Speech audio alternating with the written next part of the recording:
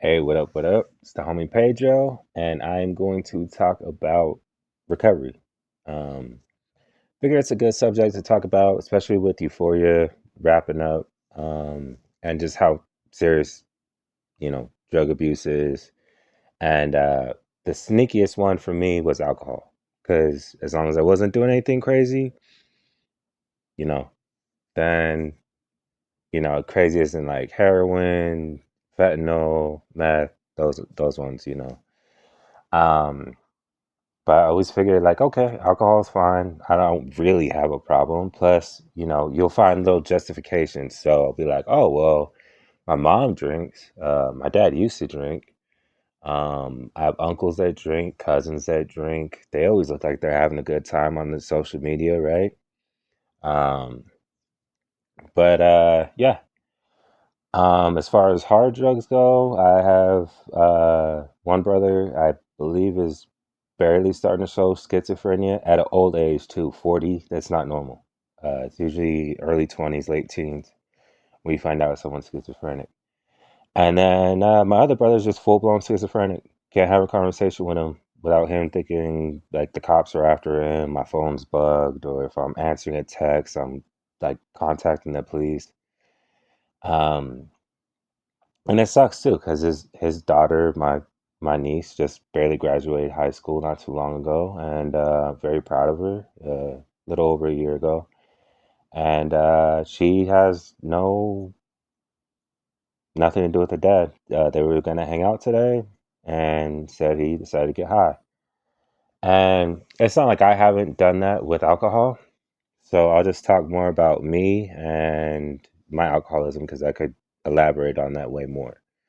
So first off, if you're an addict and you're an emotional person, I consider myself emotional. I can get sad easy, not really angry, but I have anxiety, PTSD.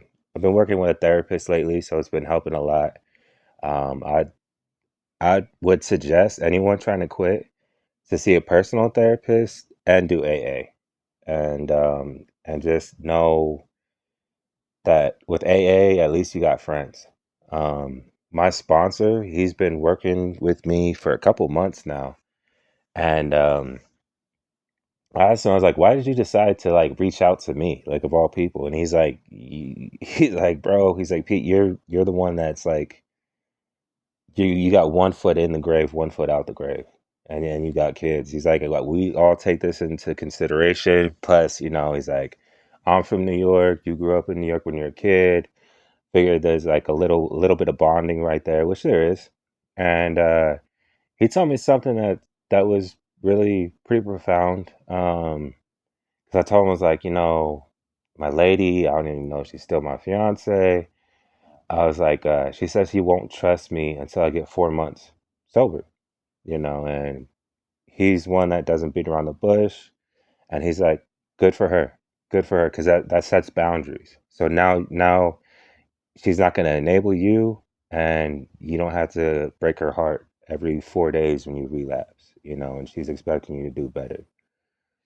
And yeah, I told him I was scared about little things like I'm starting a new job in about 48 hours. And I'm nervous because um, I don't want to mess up, but I'm also nervous because I know that feeling of messing up. And another thing I notice about addicts, just in general, is they are afraid of success. A lot of them are terrified of success. So they'll self sabotage so they could just blame it on the drug. And, there's a lot of deflection going on there. And we all deflect, But I also notice one thing about addicts is they are amazing people. I know that my sponsor, I can call him anytime if I'm really struggling. The other day I was struggling. I was actually walking to the store to go get beer at nighttime, and it's about a 2 mile walk there, 2 mile walk back, so about 4 miles. And I was gonna get a 30 pack of beer, so and I was justifying it like, oh, it's nighttime, getting over sunburn, and and that I'll get in shape because carrying a 30 pack. It's like a farmer's carrying. So I got a little thing right there, little like hair. But that's how I was justifying it. And then I called him and I was like, man, I'm scared. And he's like, dude, that's the first time you called me before you started drinking. He's like, that shows progress. And then he's like, all right, well, just, he's like, how far away are you? And then I was like, I don't know. And then he's like, well, is there anything else you can get from the store? Do you trust yourself or just go back home? I was like, man, I'm almost at the store right now. I was like, and I'm craving chocolate like crazy because that's another thing I didn't know until I kept trying to quit is that chocolate is a huge thing. Um, Also, me personally, I don't believe in rehab. There's a lot of people that are in court ordered rehab, so you have to lie you have to lie. You have to try to pass P tests because if your PO finds out, then you go to jail. Process repeats. I don't even believe in outpatient rehab.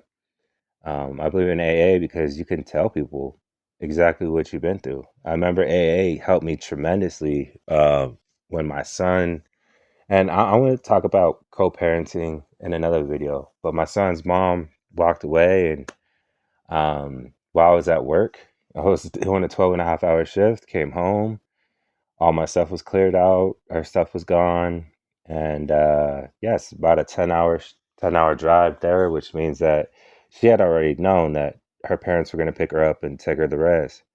And since then, I've seen my son probably 5 times since he was 2 years old.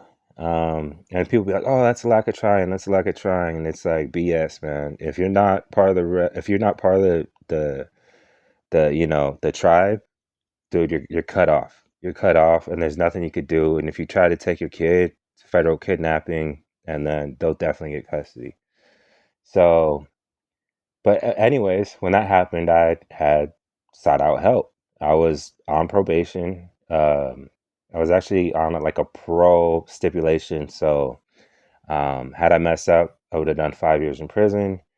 And I didn't mess up. I was on there for 2.5 years, and I had to, rest in peace to my former sponsor, Rick. Very good guy, and him and I just clicked, and I could go to him for anything. I'd hang out with him at family functions, and I'd just stay sober. There was never any alcohol around. Never judged me. Never anything. If anything, he had worse horror stories than me. It's just he had a lot of time under his belt and he just passed away from natural causes, like how we all kind of hope to go. Um, but yeah, I thought it was interesting because when I saw my therapist said that he was afraid of me wanting to unalive myself because I've never tested so high on depression and I've never tested so high on PTSD, but I've always tested like sky high with anxiety. Um, Today was at a AA meeting. There was a speaker there. The one I go to is they have speakers every Friday at 8. And man, she was saying stuff like taking it right out of like, I'm like, dang, I feel the same way too. Like I wake up with like feeling this way, feeling that way, getting scared a lot, anxiety, and just, the self sabotage. Having issues with certain family members that I had to cut out of my life. And I realized just how connected we are as human beings. And then she's like, the one thing I like is I made all these friends in here in this room, even though it's a Zoom call. She's like, I know I can call anybody. And if one of them doesn't answer, the next one might. The next one might. The next one might. And she was celebrating her 2 years of sobriety after failing to stay sober for a week for about almost a year. So I mean, there's hope. But anyways, yeah, just food for thought. You guys struggle with any addictions, by the way? Could be anything, you know. Maybe you watch too much corn or eating or whatever it is. It just helps the algorithm because I want this to reach as many people as possible because there's a lot of things about addiction that people don't know. They just go in, you know, not really accepting it. Oh yeah, and your emotional maturity is about the same age that you start. So I started when I was like 13 or 14. So, well, first drank when I was 10, but then started doing it regularly about 13 or 14. So I'm basically a freshman in high school in a 38-year-old body. So that explains why I probably act like a teenager sometimes. Um, but anyways, yeah, food for thought, and just let me know. And if you'd like me to cover any other subjects, next one's going to be co-parenting. That's a difficult one. Um, but yeah, I have two sons with two different women, and one of them we co-parent. We're tight like this, like co-parenting. But there's definitely certain boundaries you have to put in place. Um, but yeah, one love, peace out, stay safe. You're not alone. A lot of people are addicted, but beware. 10% recovery when it comes to AA.